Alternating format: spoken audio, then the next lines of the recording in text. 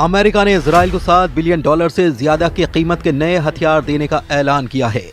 President Trump ने Israel को 3000 Hellfire मिसाइलें जल्द से जल्द भेजने का आदेश दिया है। यह हथियार ट्रंप के गाजा पर कब्जा करने के प्लान में इस्तेमाल हो सकते हैं। उधर अमेरिका के गाजा प्लान पर कई देशों ने युद्ध की धमकी दी है।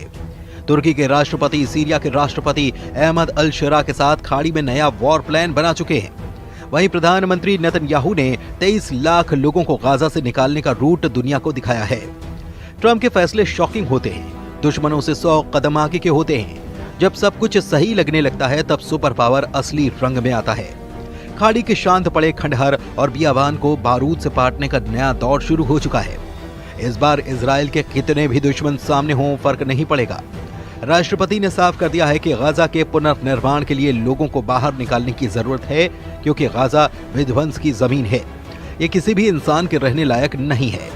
सुपर पावर अमेरिका इजराइल को अब तक का सबसे बड़े विनाशकारी हथियारों की सप्लाई करने जा रहा है।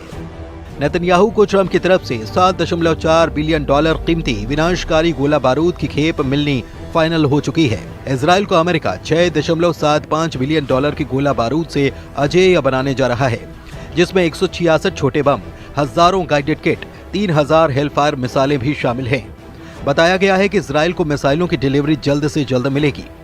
गाजा युद्ध, लेबनान युद्ध, यमन फ्रंट और सीरिया में जब थोड़ी सी शांति आई है, तब अमेरिका इजराइल को इतने हथियारों से लैस क्यों करने जा रहा है? क्या ट्रंप के दिमाग में इजराइल के लिए कुछ विस्फोटक रणनीति तैयार है? आखिर इजराइल अब भी हमास के सफाई की जिद पर क्यों अड़ा है?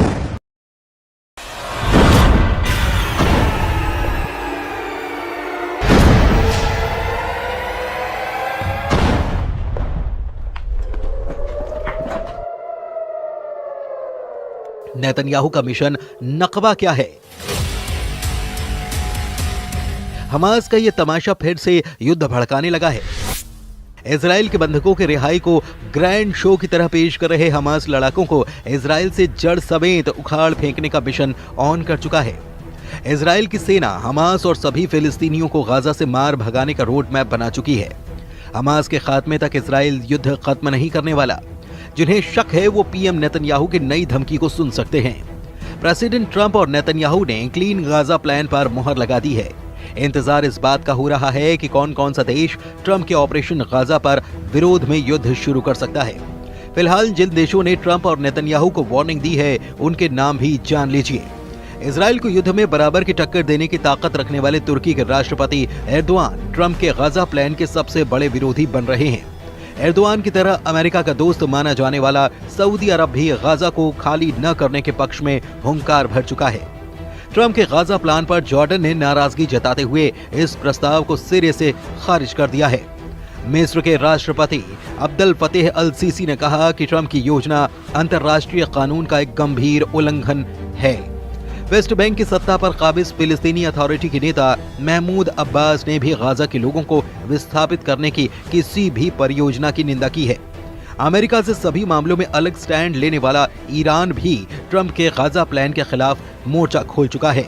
सऊदी अरब के विदेश मंत्रालय ने साफ किया है कि फिलिस्तीन के मुद्दे पर किंगडम अडिग है। ये स्टैंड किसी बातचीत से नहीं बदलेगा। सऊदी किंगडम फिलिस्तीन की वैधता के उल्लंघन का जोरदार विरोध करता है। इजराइल की फिलिस्तीन पर कब्जे की प्लानिंग और जमीन हड़पने की कोशिश नाकाम कर दी जाएगी। जिधर सऊदी अरब है उधर अरब लीग के 22 देश रहते हैं। जिधर ईरान है उधर शिया बाहुल्य ज्यादातर मुस्लिम देश रहते हैं। खाड़ी मुल्कों ने नए ताकतवर लीडर के तौर पर उभरे कमांडर जुलानी उर्फ अहमद अल शरा तो साफ साफ अपनी मौजूदगी दर्ज करा रहे हैं। तुर्की के राष्ट्रपति से अहमद अल शरा की बातें और मुलाकातों का सिलसिला आगे बढ़ता ही चला जा रहा है। मतलब ये है कि गाजा युद्ध की जिस चिंगारी को ट्रंप ने भड़काया है, वो अगर बारूदी बवंडर में तब्दील हुई तो इसराइल के खिलाफ कम से कम 52 देशों की सेना युद्ध में सामने हो जाएगी। ऐसे में सवाल है कि क्या भारी विरोध के बाद ट्रंप बैकफुट पर जा सकते हैं? क्या नेतन्याहू गाजा पर रुख पलट सकते हैं? फिलहाल तो इसके कोई आसार नहीं नजर आते।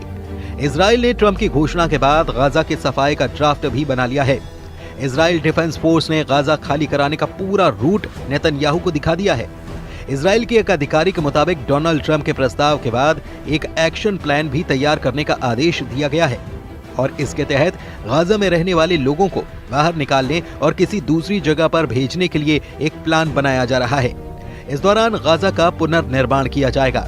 हालांकि इजरायली अधिकारी ने फिलहाल ये साफ नहीं किया कि अगर गाजा से लोगों को बाहर निकाला जाता है तो फिर उन्हें कहां भेजा जाएगा, लेकिन जो बातें पता चली हैं उससे कुछ रूट की जानकारी के संकेत मिल रहे हैं।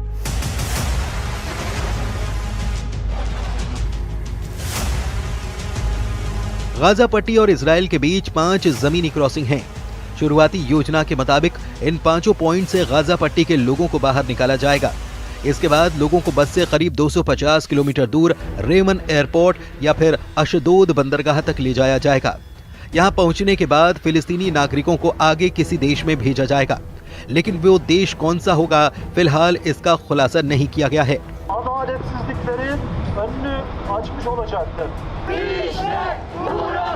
प्रेसिडेंट ट्रंप ने जिन देशों के नाम बताए थे उन्होंने इस पूरे प्लान को गाजा के लिए खौफनाक बता दिया है, यानी कि मिस्र और जॉर्डन गाजा के एक भी आदमी को अपनी जगह नहीं देने वाले। अरब मीडिया में जॉर्डन के विदेश मंत्री की धमकी की जानकारी दी गई है, जिसमें उन्होंने कहा कि अगर जॉर्डन में फिलिस्तीनियों को जबरन विस्थापित करने की कोशिश की गई तो जॉर्डन पूरी ताकत से सामना करेगा। ये जॉर्डन के लिए युद्ध की घोषणा है और हम इसका जवाब देंगे। मतलब जॉर्डन इजराइल से जंग के लिए तैयार है। उधर तुर्की में ट्रंप के गाजा प्लान पर युद्ध का माहौल बनाया जा रहा है। वहीं इस्तांबुल से आई इन तस्वीरों ने नेतन्याहू की टेंशन बढ़ा दी है, जहां बर्फबारी के बीच अमेरिका के दूतावास के बाहर ट्रंप का जमकर विरोध किया गया। एर्दोआन के कट्टर समर्थकों के हुजूम ने पुलिस बैरिकेड्स के सामने खड़े होकर फिलिस्तीनियों के समर्थन में नारेबाजी की। प्रदर्शनकारियों ने ट्रंप और नेतन्याहू के पोस्टर के साथ गाजा पट्टी के हक में आवाज बुलंद की। इससे पहले एर्दोआन और अहमद अल शरा की मीटिंग में भी ट्रंप के गाजा प्लान को लेकर चर्चा हो चुकी है। अल शरा से मीटिंग के बाद एर्दोआन ने अपनी खुशी का इजहार हर मसले पर एक दूसरे के साथ होने के ऐलान के साथ किया। यानी अगर ट्रंप और नेतन्याहू ने फुल प्रूफ तैयारी कर रखी है तो तुर्की और गाजा के हक में आवाज उठा रहे देश भी युद्ध से पीछे नहीं हटने वाले। ऐसे में गाजा का क्या होगा? 23 लाख लोगों का क्या होगा? क्या गाजा फिर से 1948 का नकबा झेलने जा रहा है? फिलहाल गाजा का हर आदमी अपने घर से बाहर है, अपने ही इलाके में शरणार्थी है। गाजा की 23 लाख की आबादी में से 90% लोग विस्थापित हैं। कौन किस हाल में रह रहा है ये तस्वीरें बखूबी बयां कर रही हैं। खान यूनिस के इलाके में हजारों लोग अस्थायी टेंट में रहने के लिए मजबूर हैं। तेज हवाएं और बारिश इन तंबुओं को उखाड़ती हैं, नुकसान पहुंचाती हैं, लेकिन लोग फिर जैसे तैसे मरम्मत करके उन्हीं में रहने के लिए मजबूर हैं। कई बार लोग रात भर नहीं सो पाते। युद्ध विराम के बाद भी बमबारी यहाँ बंद नहीं हुई। भूखमरी और मौसम की मार ने गाजा को मृत्यु लोक में तब्दील कर दिया है। फिर भी लोग अपनी जमीन से बेदखल होने के लिए तैयार नहीं हैं।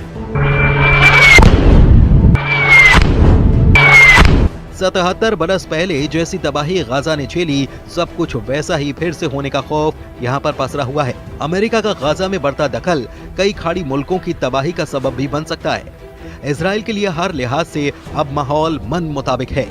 ट्रंप से व्हाइट हाउस में मीटिंग के बाद नेतन्याहू पूरी तरह कॉन्फिडेंस में लौट आए हैं। अमेरिका से लौटने के बाद नेतन्याहू ट्रंप के प्लान पर जल्द से जल्द अमल करना चाहते हैं। अब जब उन्हें 10 साल तक युद्ध लड़ने के हथियार मिल रहे हैं तो नेतन्याहू किसी के आगे आखिर झुके भी क्यों? लेकिन तुर्की इस पूरे समीकरण को बिगाड़ने का मादा रखता है। एर्दोआन आर्मी के पास दुनिया के सबसे घातक फाइटर ड्रोन हैं, रूस से मिले एयर डिफेंस सिस्टम हैं और तो और अमेरिका के दिए 100 एटम बम भी तुर्की के पास हैं। तुर्की के पास खाड़ी मुल्कों का नया जंगबाज कमांडर जुलानी भी है। तुर्की ने इजराइल के खिलाफ युद्ध शुरू किया तो फिर अमेरिका को भी खाड़ी में सेना उतारनी पड़ जाएगी और फिर ऐसा बारूदी घमासान होगा जिसका खात्मा परमाणु धमाके के बाद ही मुमकिन हो सकता है।